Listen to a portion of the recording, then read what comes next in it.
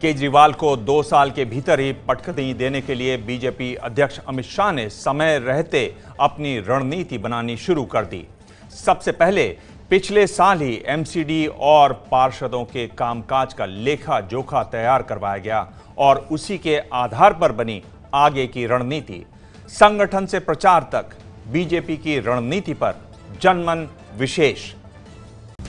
नरेंद्र मोदी, अमित शाह, मनोज तिवारी और खुद अरविंद केजरीवाल, इन्हीं चेहरों में छिपा है दिल्ली के छोटे चुनावों का बड़ा नतीजा। बड़ी जीत को अंजाम कैसे दिया गया, ये जानिए। बीजेपी अध्यक्ष अमित शाह ने 10 साल से जमे दिल्ली बीजेपी के संगठन मंत्री को हटाकर दक्षिण भारत के सिद्धार्थन को दिल्ली का संगठन मंत्री बनाया। शुरुआत यहीं से हुई। पूर्वांचल के चेहरे मनोज तिवारी को दिल्ली का अध्यक्ष बनाया। तिवारी ने नई टीम बनाई जिसमें युवाओं को तरजीह दी गई। 10 सालों से एमसीडी पर बीजेपी यहां पर काबिज थी। भ्रष्टाचार के आरोप थे, काम भी अधूरे थे, लोगों में बहुत नाराजगी थी। इन सबसे पार पाकर जीतना बहुत मुश्किल था, लेकिन बीजेपी अध्यक्ष अमित शाह ने एक बड़ा दांव खेला और सभी मौजूदा पार्षदों के टिकट काट दिए। इस फार्मूले को मोदी और शाह की जोड़ी गुजरात में पहले भी सफलतापूर्वक लागू कर चुकी है।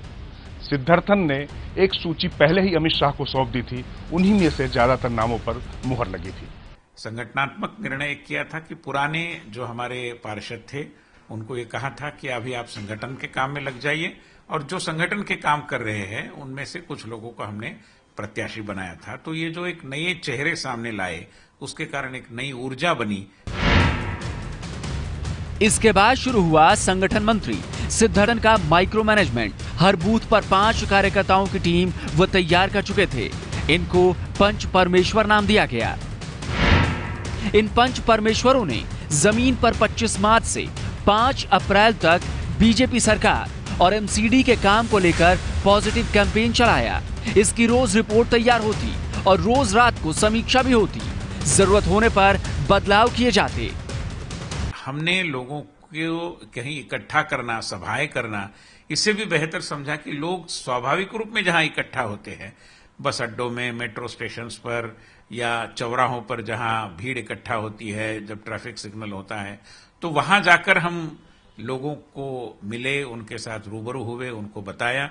तो लोगों को ये बड़ा अच्छा लगा कि हम जमीन से जुड़कर लोगों के साथ मिल रहे हैं। बीजेपी के कमजोर इलाकों की पहचान कर उन्हें बी और सी श्रेणी में बांटा गया और सामाजिक समीकरणों के हिसाब से नेताओं को प्रचार के लिए भेजा गया, ताकि खास जाति, क्षेत्र और संप्रदाय के लोगों का रुख बीजेपी की ओर मोड़ा जा सके। खास बात ये रही कि डेरों, आश्रमों और अखाड़ों के अनुयायियों ने भी चुपचाप प्रचार में हिस्सा लिया। बीजेपी ने मोदी का चेहरा आगे किया। ये पोस्टर केजरीवाल ने चुनाव से पहले लगवाए थे, जिसमें एक तरफ खुद और दूसरी तरफ बीजेपी विधायक विजेंद्र गुप्ता थे। पूछा था लोग किसे चुनेंगे। विधानसभा चुनाव में तो केजरीवाल का ये दांव बिल्कुल सटीक बैठा था, लेकिन इस बार बीजेपी ने विजेंद्र गुप्ता की जगह हर जगह नरेंद्र मोदी की तस्वीर लगा दी और चुनाव मोदी बनाम केजरीवाल हो गया। नतीजा सामने। केजरीवाल जहां बिजली और पानी महंगा होने का डर दिखा रहे थे, वहीं बीजेपी ने केजरीवाल के खिलाफ केजरीवाल जवाब दो, धमकी नहीं का कैंपेन चलाया। कम समय में बड़ी बात कहने वाले कार्टून्स के जरिए केजरीवाल पर हमला किया गया। आखिर में बीजेपी ने मोदी के सपनों की दिल्ली कैंपेन लॉन्च किया। तब तक उत्तर प्रदेश के नतीजों ने दिल्ली की हवा भी बदल दी थी और बीजेपी ने इसका भरपूर इस्तेमाल किया।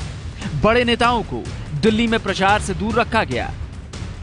बीजेपी अध्यक्ष मनोज तिवारी ने पूरी दिल्ली की सभी वार्डों में प्रचार किया। बीजेपी सूत्रों का कहना है कि मनोज तिवारी की वजह से 6 से 7% पूर्वांचल वोट सीधे सीधे बीजेपी की ओर झुक गया। राजकिशोर के साथ विकास भदौरिया, एबीपी न्यूज, दिल्ली। ये है एबीपी न्यूज, आपको रखे आगे।